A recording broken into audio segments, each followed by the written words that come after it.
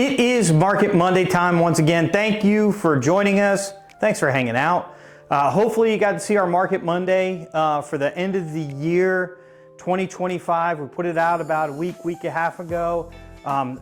Before I get into this week's Market Monday, a sincere thank you for all those that reached out. I mean, I've gotten some incredible feedback, phone calls, text messages, all of that. And even some other agents with other companies letting me know how much they appreciate it and how much they learn from the analysis. So again, there's nothing magic here. I subscribe to the idea that there's a law of supply and demand. That's what drives prices. That's what I follow. It's just really basic stuff. So you can count on me to dumb it down and make it basic. So we're gonna have our first weekly Market Monday where we look in the weekly numbers of 2019 of 2026. It's July 19th of 2026. And so thanks again for joining us. Before we start though, take a second, please hit that subscribe button, press that notification bell so that you know every week when Market Monday comes out and you can follow along with me and see what's happening with the market. And you can impress your friends by making predictions. One of my favorite things to do.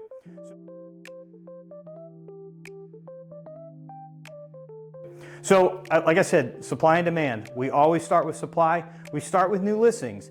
This doesn't give us a true measure of what the supply is. It just tells us what's coming on the market, which over time impacts supply. So far this year, we brought 108 properties on the market, 54 in the last week.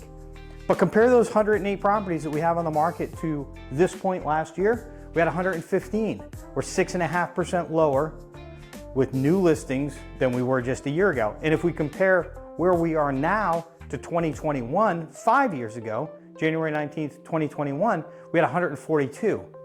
We're 22% lower right now than where we were back just 5 years ago. That all leads to what the available inventory is. So if you come to the market, to Hilton Head Island, to our market this weekend, and you want to look at property, there's 796 properties to choose from. That's up 5 over the last week. Compare that to where we were 1 year ago, January 19th, 2025, we're at 871. So 871 versus 796 now. We're 8.6% lower than where we were 1 year ago.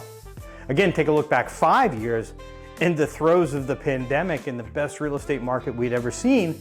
We had 1,050 properties available for sale on January 19th, 2021. That's 24% more than what we have right now, 796. So that's the supply side, right? Supply is the big ship. It's the thing that takes the most amount of time to turn, right? That's why I like supply, and I always like to start with supply. Sales, we start with pending sales. So these aren't closed sales, these are properties going under contract. So far this year, we've had 63, 35 over the last week. If we compare that to where we were exactly 1 year ago, we were at 87. So a fairly significant drop in sales activity, 28%, significant. And if we look back 5 years ago, January 19th, 2021, we had 160 pendings. So we're 61% lower than where we were back then. We have a long way to go on the under contract and sales side to get caught up to where we were during the pandemic. But maybe it might not be quite as strong as it was during the throes of the pandemic, but we've got something strong coming. You can kind of feel it. Closed sales, these are properties that have actually closed, 58 so far this year, 34 over the last week.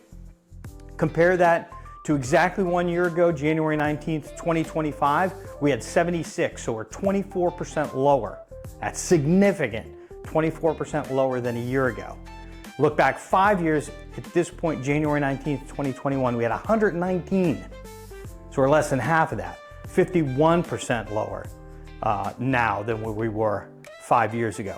Absorption rate is we take the available property, divide it by the sales pace, and we come up with how many months inventory we have. We're at 5.5 months worth of inventory. That's on the higher end.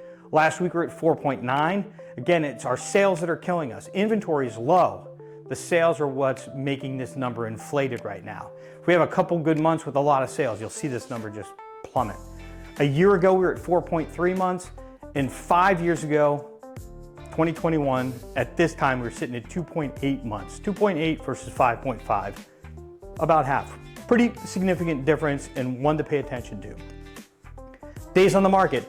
This is the amount of time it takes the average property on Hilton Head Island to sell. So it comes on the market, and then we count the days until it receives an offer and goes under contract. Right now, that's 106 days, okay? 10 days higher than where we were last week. A year ago at this time, we were at 79 days, so we're 34% higher. It's taking 34% longer to sell a home this year as it did 1 year ago. And if we look back 5 years ago, it was 66 days, again, 106 now. So we're 60%, takes 60% longer to sell a property now than it did just 5 years ago. But again, those numbers are gonna change.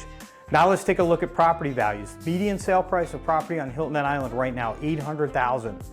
It's up a little bit over the last week. Last week it was $784,854, so up 1.9% over last week. A year ago today, it was $714,750. So we're up 12% over the last year. And 5 years ago, January 19th, 2021, it was $490,750. We're up 63% over the last 5 years. That's median sale price. So a quick wrap up of the numbers. Inventory down 8.6%, closed sales way down at 24%, prices way up 12%, and absorption rate 5.5 months, up from 4.3 this time last year. If you're a seller, just know that inventory is very, very low. I know it doesn't feel like there's a lot of buyers out there, but they are coming. Build it and they will come. That sales season is right around the corner. If you're a buyer, in our office, we're talking constantly right now about how we're shocked in many, many cases where a buyer makes an offer on a property, we're thinking the seller's gonna turn their nose up. We have a little bit of negotiation and the deal goes together, and we're really, really surprised at the number that we're able to help the buyer achieve on that property. And so the message is, make the offer, right? Like you wanna find out what somebody will sell a property for?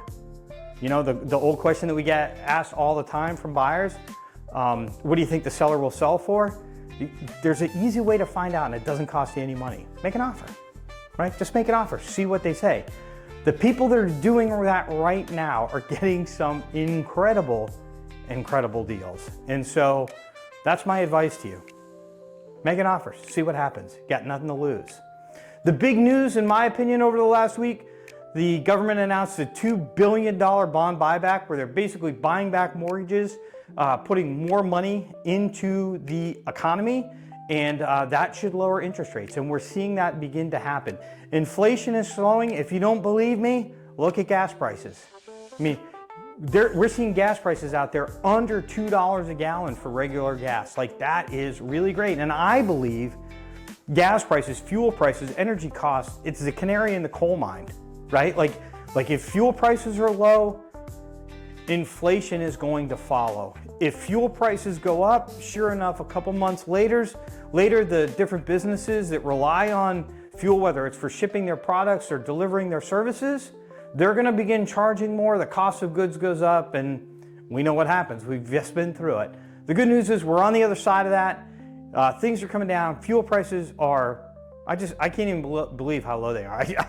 I'm constantly screenshotting, taking pictures of fuel prices and sending them to family members up north who are paying more than we are. So that all looks really, really great to me. Interest rates, when I checked today, they were 6.06 for the 30-year. That's down 6.15% from the last update that I just gave you. So that's a pretty significant drop, getting very close to 6. We're routinely seeing 30-year mortgage pre-approvals below 6%. It's happening left and right. Where were we 1 year ago? January of 2025, 7.04. 7.04 down to 6.06. So it's a 1% drop.